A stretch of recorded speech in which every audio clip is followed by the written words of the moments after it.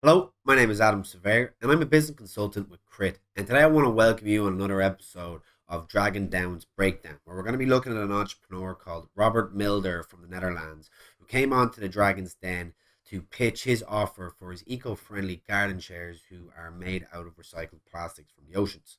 Now, he went in looking for 70k for 15%, valuing his company at €460,000. Now, what's interesting about this episode, which we're going to break down further, is that he has a lot of Q&As that he's done after, so that we get a lot more information about the post processing of the episode and how the production works of the episode, and a lot more details you wouldn't find just looking from outside, should I say. Secondly, is we're going to dive into his company, where he's standing now, how he's doing so far, what his company could be valued at right now, how much he's selling predictably. We'll make some predictions and look at how he's doing on the marketing side, how much traction he's gained after his presentation on Dragon's Den. We also have a few interesting topics to look at when it comes to offers being made on the Dragon's Den, something that many people probably wouldn't know just from watching the shows themselves. So it's all quite interesting stuff. First, we're going to go through, like always, is we're going to do some commentary on the actual episode. Then we'll go into some of the marketing stuff. Then we'll dump into the best part of the whole episode, which is picking the top comment. Now, just to jump into the episode, we're going to start it off here. It was saying here 1.7 million views, filmed 2 years ago. Best commentator of the year. Some of the most admired entrepreneurs have built businesses to clean up the planet as well as clean up financially. And Dutch designer Robert Milder thinks he can do that with a uniquely stylish solution to the problem of plastic pollution. But will the Dragons share his vision for clearing our oceans?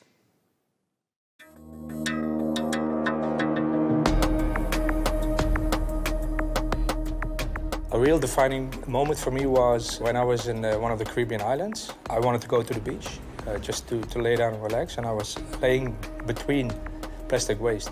So that was horrible. And that was for me the moment like, okay, now we really need to do something.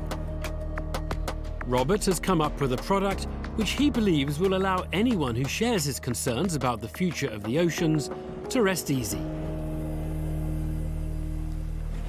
Hi, Dragons. My name is Robert Milder. I'm from Holland.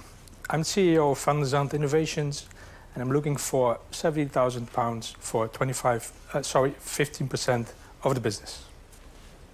That's probably not a good little slip up to have there. We're going to find out from his Q&As that he went in here trying to fly the gun without too much preparation. I don't think that's advisable to anybody. I believe you should be going in, trying to think of every single question they can ask you, have an answer for this, every single problem that can come up, try to think of it from every single angle. And knowing everything there can be to know about your pitch and every word for word is very important when you're going in saying 20% instead of 15%, or should I say 25% instead of 15%. And you're actually going to see that it will come back to bite him when Peter makes his offer. So, Plastic was one of the most important inventions from the past century. However, now it becomes one of the biggest threats for our society. There was plastic pollution everywhere, on the beaches and the oceans. That's why I came up with the invention, the Van Zandt lounge furniture made out of plastic oceans. You see one here in front of you. The body structure is made from 100% plastic ocean, and the fabrics, yarn, contains also recycled ocean plastics.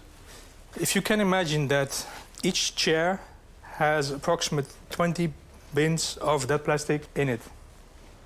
I would like to invite each one of you to feel, to sit, and to see how sexy sustainability can be. Planet-friendly furniture is the offering from Robert Milder.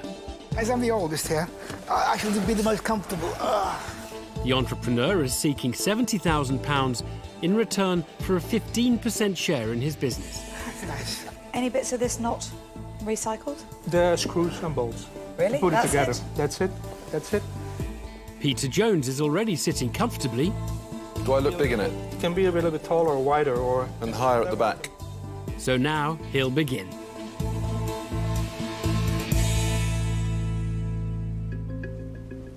Firstly, I want to say congratulations.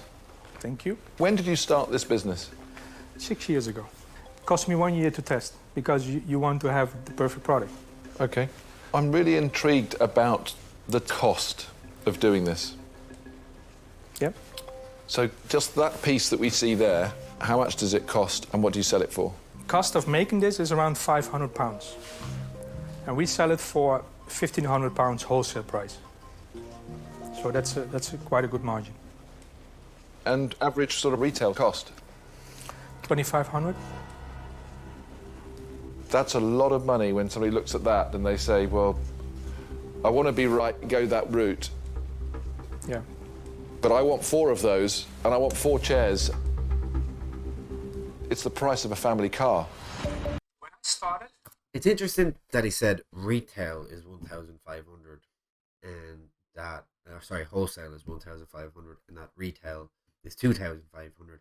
When I couldn't imagine that there'd be many retailers jumping to stock these at large volumes. I feel like these are like, you know, luxury pieces with a meaning that a lot of people will want, a lot of, you know, business to business.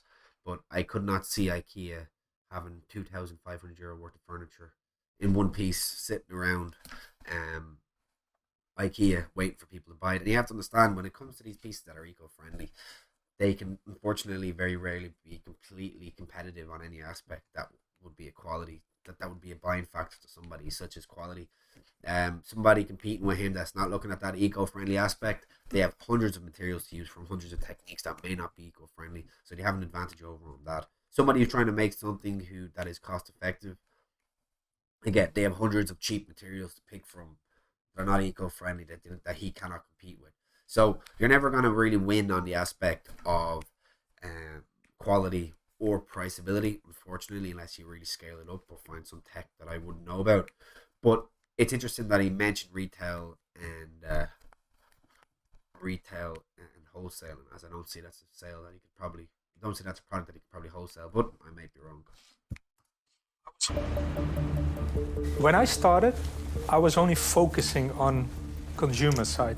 But now almost 95% is from corporate side. For example, the airport and also governmental organizations. So give me the last year's financials. It's around 1 million. So 1 million in sales. Yeah, And what was your net profit? it's around 400,000 euros. Oh, wow. Robert is already turning a high profit from his base in the Low Countries. Jenny Campbell wants to know what's brought him across the North Sea. So I'm interested in why the UK and why now? UK is in the news every day with good decisions. I mean, this morning I saw on We're taking the retail price that he mentioned. He would have sold around 666 units of that particular chair that you're seeing there. Now, obviously, it would have been a few different chairs and stuff like that, but it's quite interesting that he made 1 million in 1 year. I wouldn't have seen that big of a market for it. And just goes to show that these eco-friendly products, even though they mightn't be as competitive with some of the other buying inspirations of consumers, such as quality and pricing, you still have a large market for it in people who can negate quality and can negate pricing for, you know, a bigger picture, such as governmental agencies who are probably pushing that agenda anyway.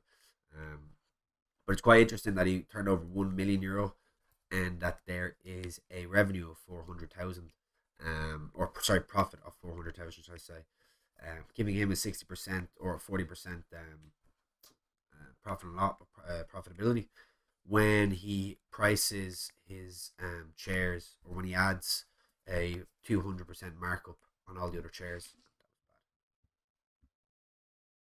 on Twitter that they really ban single-use plastics. And that's, of course, the first priority, to ban all those kind of things, to end this. But there's still a lot out there, and I believe it's the right moment. So you feel like you're pushing on an open door? Yeah. And is there anybody doing it in the UK now? No, I haven't seen it yet. Design furniture, high-end design furniture, I haven't seen it. Robert, Yes. hi. Hi. It obviously relies on the recycling of Yep. certain materials, and I have to say in the UK we're pretty dirty with our recycling. You know, I know. we're pretty messy with it. Yeah. So How would you see the collection of that recycling? We are not a waste company. Yeah. No, we have collaboration with major recycling companies, also in the UK. And which products can you use in that recycling? We can use actually quite a lot of plastics, so packing material or bottles or even toys, or as you see here, a clothing hanger. And filling is recycled foam.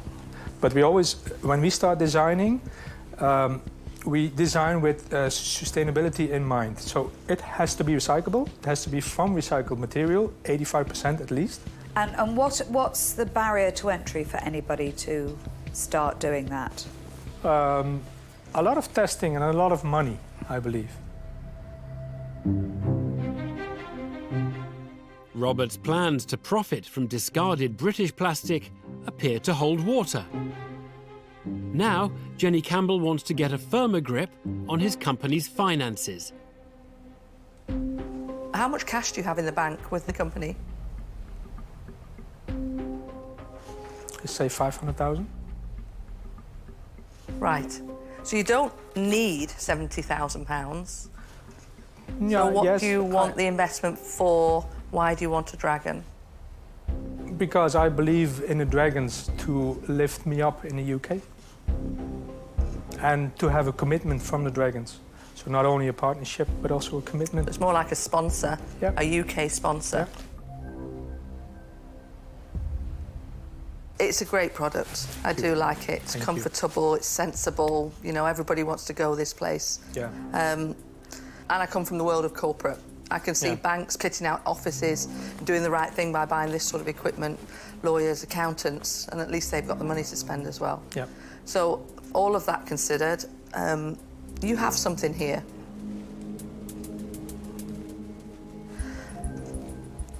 But I'm not going to make you an offer today. So he just told us that he has €500,000 in the bank, but values his company at 460, and he made revenue of €1 million the year before. So I don't think there's ever been, from all my episodes in investigation, ever been a better investment opportunity that walked into that den, and we still got Jenny coming out, which is an interesting one. But he is looking for a sponsor for the UK market. If you have that kind of capital and you are making them type of revenues, I mean, it mustn't be that hard to find to get a consultant, or you'd have so many options. I don't understand some of the lads that walk in here. You have these extremes of lads that walk in here with absolutely ridiculous offerings, ridiculous valuations, ridiculous business plans. Then you have lads walking in that are just throwing hard-earned money away, hard-earned businesses away, sections of businesses away. And I believe that's what Robert doing here. Now, he will give us some insight on his evaluation in his Q&A. We'll get to that in a bit. I've already watched it. But it's just interesting that that he's really on the extreme of what I've seen coming into the Dragon's Den. But nevertheless, It doesn't quite fit with my portfolio I'm building at the moment. So I'm out. I just think we need to go back down to these two guys. Looking at Jenny. These little eye shots. I think everybody copped it. But I'm not going to make you an offer today. It doesn't quite fit with my portfolio I'm building at the moment. That's the face of what Jenny? What portfolio? What portfolio, Jenny? So I'm out.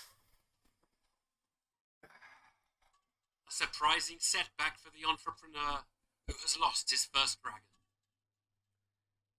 Peter Jones liked the product, but will he buy into Robert's wider environmental vision? I appreciate no one person is going to change the world, but actually, maybe there's a possibility. Doing my best. I've got a supply chain business that looks after about 30 different brands. So we work with brands and we push them into the market. Here, I think you need supply chain assistance, where you have production facilities, storage, pick, pack, ship. And at the same time, you need that expertise of taking a product and a brand and pushing it into the market. Yep. And we do that really well. So I would like to make you an offer, Robert. Okay. I would like to offer you all of the money, 70,000.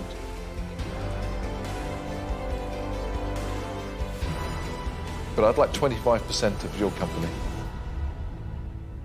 But we would provide all of the services that I've just spoken about free of charge. And you're going to have a set at home?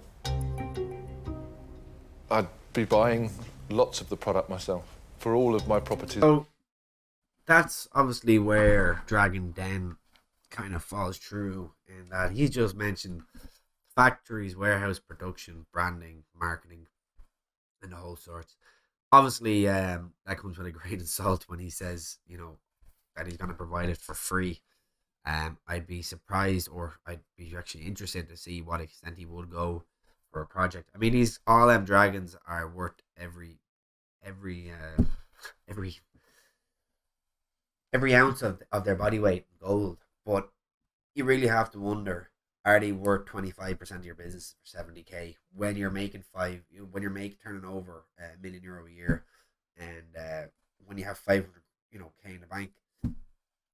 So that's the issue with Dragon's Den. I feel like where we need to get there, where I brought this breakdown into it, is I would like to know more about specifically what are you gonna give Robert, right? What's the supply chain you're talking about? Do you have factories that can make chairs? Do you have some fella down in wherever that can pick up all the plastic bottles out of the ocean? Are you willing to sit there making logos with Robert? Are you willing to sit there thinking about how it's gonna look on the renders and all this type of crack? I guess not, and I'm guessing he has a chain of professionals. But let's go back to the point of these people are hireable, right? There's agencies out there that are worth their salt as well, that are worth their weight in gold, that can be hired and save you 25% of the business. There's many options out there for these entrepreneurs walking in. I feel like if I was his advisor, I'd do it for the publicity, but I wouldn't take any of them offers, not at that evaluation. I think it's quite obvious. But the publicity probably definitely worked for him, and he even says in his Q&A, and sure, look, you get more publicity now. I know about him, I would have never known before. But still goes back to that kind of wondering that I would have, But it is what it is. It's an offer all the same. It's worldwide. But no, there's my offer, and it would be, really good of you if you would accept it. I'm sure it would. I'm sure it would.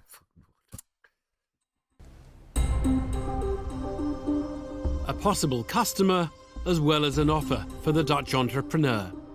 All of the money in return for 10% more of his company than he was originally willing to give away. Will a design-savvy Tuka Suleiman also be prepared to bankroll his plans for UK expansion? Look, I admire what you do, Thank you. and I think you're spot on the money at the moment. Yeah. My background's manufacturing. Yep. My background is marketing. Yep. My team around me can open any door in the country. So I'm going to make you an offer. I'll give you all of the money for 25%. Okay.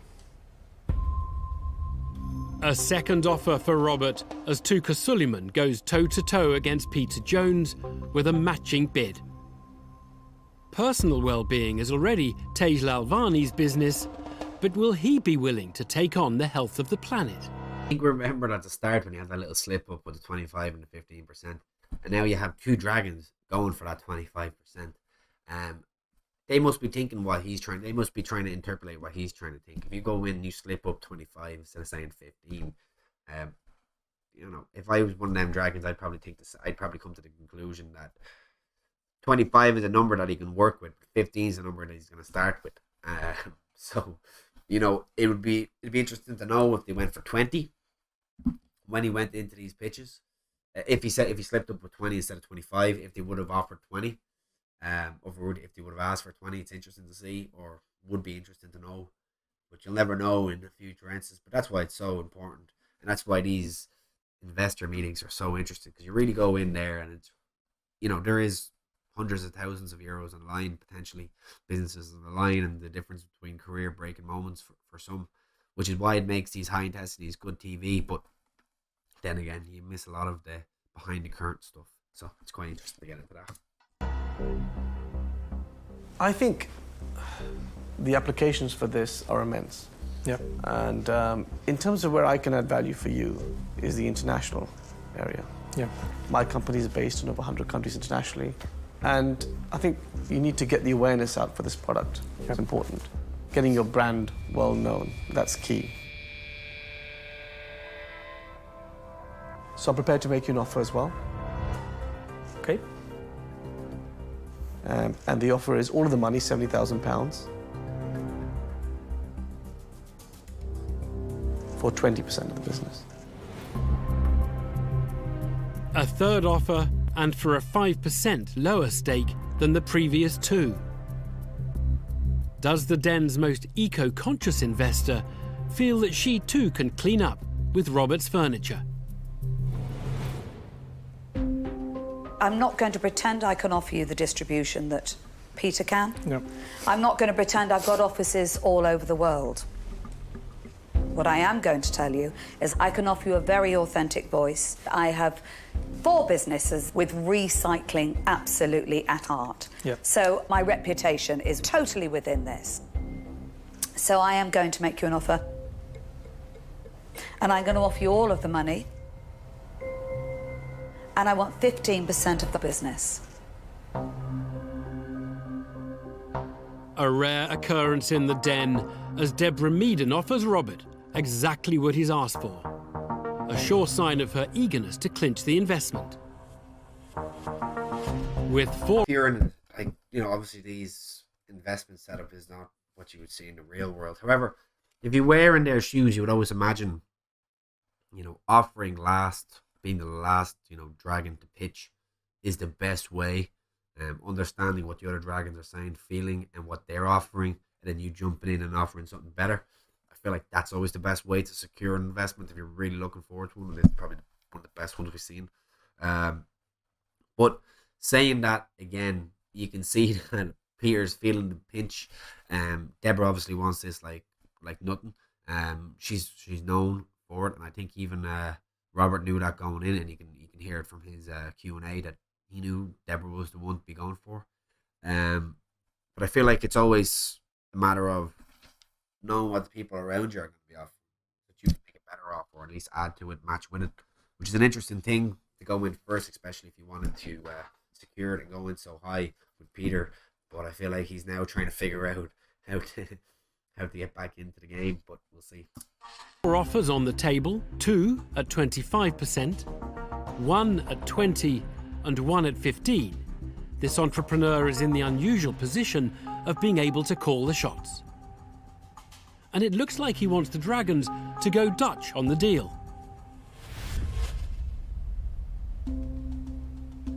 Is there a combination possible of dragons? Have you think about that?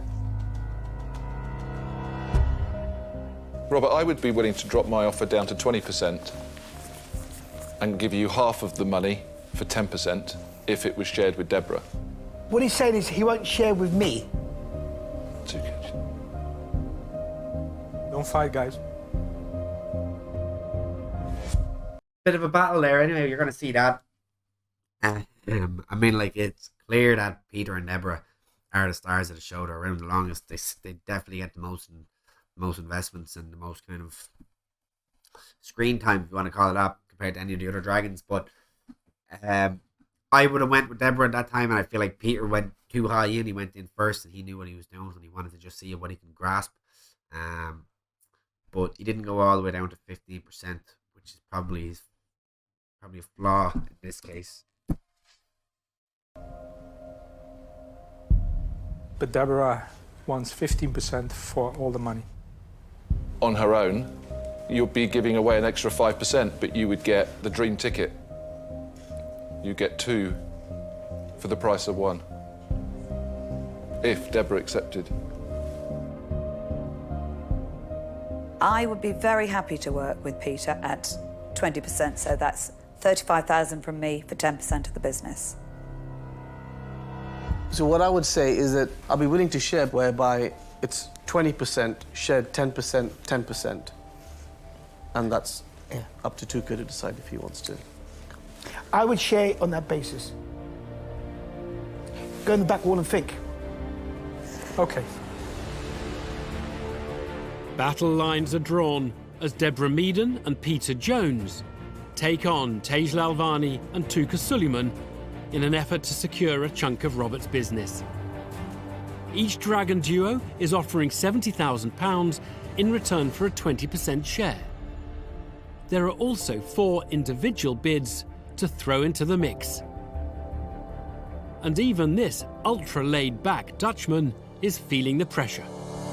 I think that's a record of 6 separate bids in combinations of all the dragons. Obviously, Jenny, with the he got a handicap in these seasons, considering he had Jenny on a board.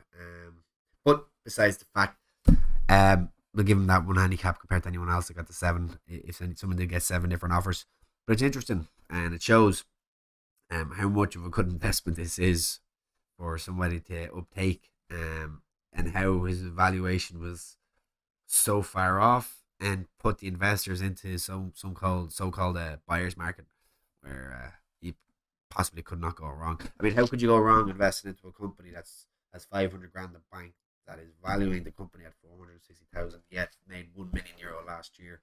I feel like there's something more to the story that we're not hearing. And you also hear Robert explain this Q&A. They spoke for almost an hour between him and the investors, and a lot of that was cut out, obviously.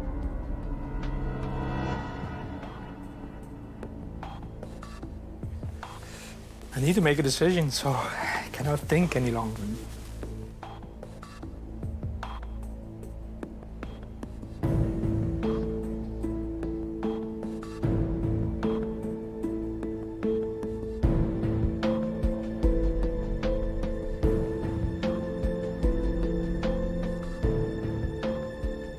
Deborah, I would like to accept your offer. I'll go for 15%. Yes! You're going with Are you Deborah taking on my her own? offer? Yep. Yes! Oh, I'm so pleased. Anyway, I'm going to sell your furniture. I'm not going to buy it. He may have lost a potential customer, I'm really pleased. That is right up my street. Yes, right. Good. I know. but Robert is still sitting pretty. He leaves the den with £70,000 and the backing of a dragon with the contacts and credibility to take his furniture business to a whole new level. That was amazing. That was surprising, and it took a while to take the right decision because they all have their qualities. To be fair, who wants to buy overpriced furniture that's recycled anyway? I have the best feeling with Deborah. I believe that's the perfect partner in the whole business.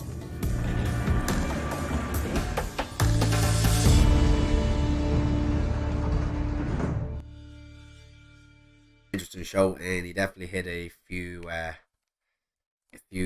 records in the Dragon Den series with the most amount of offers, the most favorable in valuation I've ever seen on the Dragon's Den, and yeah, definitely some good feedback there from all of them, and a little tussle hustle between Tucker and Peter, which is always funny to see.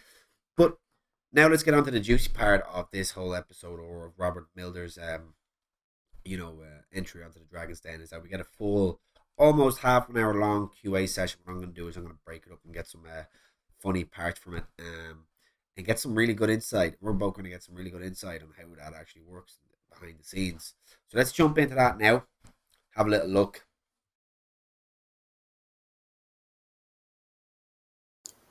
And nothing at all. We had a lot of questions, a lot of attentions, a lot of interviews, a lot of stuff. But somehow, the day that I did my pitch, the next day was some kind of voting for Brexit. So all the attention went to Brexit. Then was again, we have a representative in the UK. She had a lot of attention. She had a lot of comments and questions and asked, but the real deal is still not there. So you're welcome to contact us to help us any further. I mean, I know it's Corona time. It's anyway a really weird time. We're gonna have we're gonna put our focus also now more on the consumer market than in the corporate industry, because it is changing. People don't go into the office anymore; they work from home. But it's also in that, and every country is different. You have in Holland, it's different than in the UK. I wish it's set up. But also, what I want to mention for the UK, you have a lot of different design as in the UK. So we need to change some designs. We need to work on that. And if you may understand, the last 2 years were like a roller coaster for us, and even more when the Dragons Den pitch was there, it was a roller coaster. I was more doing my interviews and stuff, and we had to find a way on how we can control, how we can deal with it. Well, now everything is a little bit more calm. So it's quite funny that since 3 months ago we put our thing on YouTube, and yeah, I get more attention. Yeah, so UK is still a little bit waiting in a waiting position. Because Peter was extremely enthusiastic about the product, and for 5% more, it could have been 2 dragons. Well, it's quite a story behind it. When I did my application in 2018 to the BBC, I had at that moment I had 3 other shareholders, so we were 4 people, and an actually pitch was not necessary. An actual investment was not necessary to go for. But anyway, I didn't even realize that I'm going to be chosen for the real pitching for the Dragons, and that happened. So the recording was in 2018 in May, so I almost had to wait for a year. But in that period of time, I mean, in the beginning of 2018, a lot of things happened. But my target was to get as less as possible, or to give away as less as possible percentage for anyone who would like to invest. That was my people behind me. The other shareholders behind me wanted me to go for the lowest as possible. Because of course I would choose Peter and Deborah both. I mean, they were all enthusiastic, even Jenny. Everyone has a lot of comment about Jenny, but yeah, you know, for me it was only four of the 5 dragons had a really great. Yeah, they were really enthusiastic. But anyway, Peter and Deb together was an option, but then I had to go to the wall for my decision. I couldn't call anyone. I couldn't ask anyone. And the only thing what I had in mind, you know, you have a target. You have an assignment from your people behind you, not more than as low as percentages as possible. So I choose for Deborah, and that was only 15%. And honestly, if you see that I make a mistake in the beginning, I ask first for 25%, because when the producer said to me only a few minutes before I did my pitch, they say, "Yo, listen, Robert, you have to. There's a possibility that they're gonna ask for your company in Holland to participate," and I was there only to have my share in the UK. So I was a little bit confused. I was a little bit. That's why you see that I was really nervous. Yeah, that. I mean, I'm normally never nervous. Yeah, maybe now a bit, but normally I was never nervous. But I was really nervous because they made me a little bit confused on how I went into the whole thing. But yeah, anyway, it happened. I choose Deborah, and there's another twist in it, and you might find it already. At the end, we didn't get the investment from Debbie. We didn't get an investment from everyone. It's quite fun. It's quite an adventure. But I will tell that in another question. What does have here? But also the recording itself was 1 hour. It was 1 hour of recording, say between 45 minutes and 1 hour recording, and they cut it into 18 minutes, I guess. And that was also something. They cut a lot. They cut a lot in the. I understand it's entertainment. I mean, they have to cut a lot.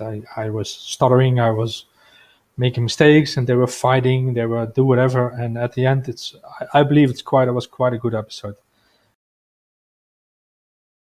Again, there was a time frame from 2018 when the recording was there, and they cut it actually into bits and pieces, because that was not what we had in the bank. That was more the amount that was estimated. The 1 million was estimated and for 2018 and 2019, and there was some kind of a confusion. And I'm also happy that they didn't show everything, because I make stupid mistakes. That made me really nervous. I make mistakes about turnovers and stuff, and they didn't air it, and I'm happy for that, because that people from the UK will laugh a lot if they will see the whole episode.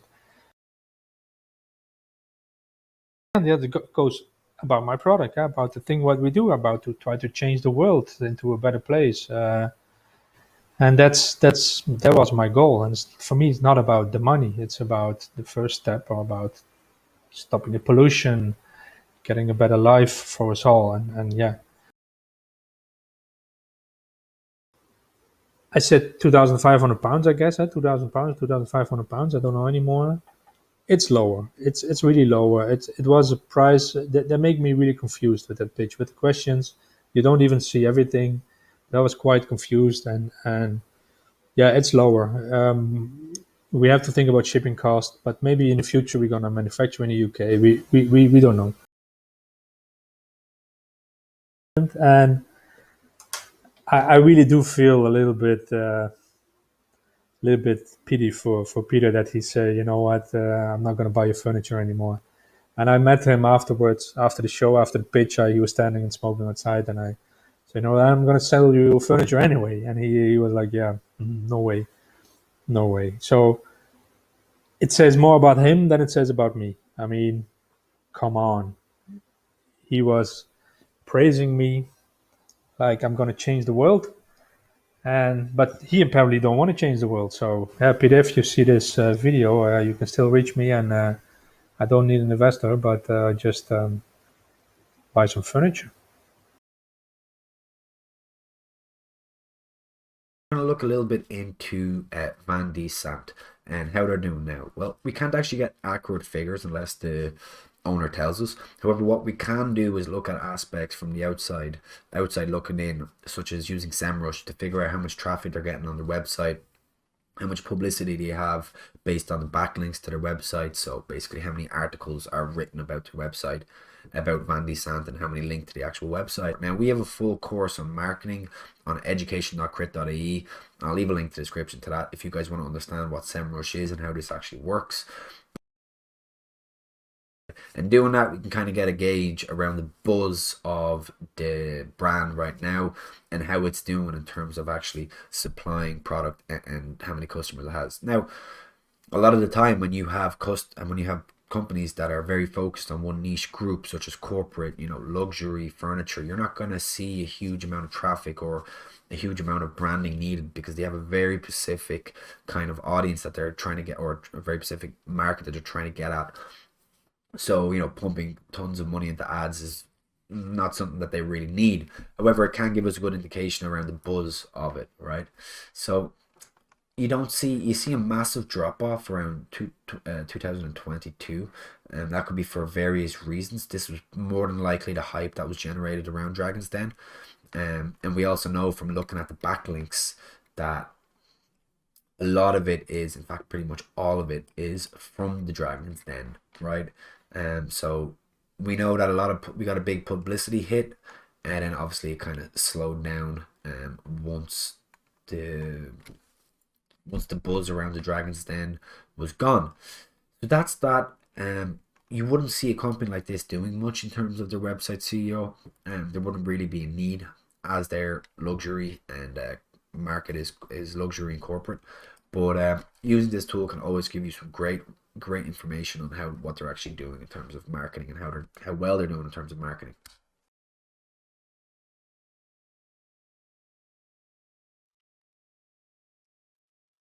So we've watched the episode, we went through some of the business. Now it's time to pick the top comment for the actual episode. The episode is linked in the bottom, so I think it's going to go to user IQ BHC03. Jenny actually has a very consistent portfolio. It's empty. Well, one would think if you watch Dragons Den and Up. However, we will actually look at Jenny's portfolio and history and what she's doing now in another episode. The link will be in the description when it's up. But let's go look at a second contender. Now I'm starting to believe Jenny is there solely for that free glass of water. Well, it could be. She wasn't on the episode when they did the water filtration with the electrolysis, whatever the fuck that was. But that will be doing that episode very quick, so stick around for that. Deborah seems so genuinely happy about her deal being accepted that it puts a smile on my face. And I also think that's probably why she was the most appealing, because she actually had a passion for it and wasn't just there for numbers. And sometimes when it comes to these businesses, when you have somebody who's just there for numbers, it's great. You need money to survive in business. Money is a business's oxygen. However, that initial passion is what will drive a business forward. And that is actually very true when you look at a case example like WhatsApp. That business was losing money for years and years and years just to make sure that their users had a top quality app that they can use without ads, without selling their data, that was actually fully secure. And that's the reason WhatsApp is so big as it is now, and there's tons of videos on that on the case study of WhatsApp, and I'll actually leave one in the description below, so if you want to have a look at that, it's a very interesting one. But let's move on now with the comments. I love how Jenny goes, it doesn't quite fit with my portfolio at the moment. The camera immediately cuts to the other dragons looking at her like they want to make a comment about her portfolio but aren't allowed to do so on camera. could very well be. I actually hope to get the dragons on an interview soon, so that'll definitely be one of the questions. I'll have to write that down. Deborah is actually a fantastic dragon. I also get the feeling that they have her on their side of a product she's passionate about, being quite beneficial. You know your pitch is going well when Jenny praises it but declares herself out. The other dragons start describing their own backgrounds to you. Very true. I loved. She was 100% right about this. He severely undermined his company. He had 1 million turnover from last year and only valued his company at 500k. That's very true, and I mentioned that before in this episode or in this video. Why would you? I would severely debate the fact that a dragon would be able to provide that type of value in terms of how much percentages of the business you're giving away. And what we're gonna find out is the deal didn't actually go through. Maybe that was a factor in it. We didn't get many details on why the deal didn't go through. However, that could have very well been a factor. You know, people are not going to renegotiate terms once they've shaken hands, so that could be something. You know, Jenny, your pitch was perfect, and for that reason, you're out. I've never seen so Deborah happy when Jenny says she loves it. So apparently they have a.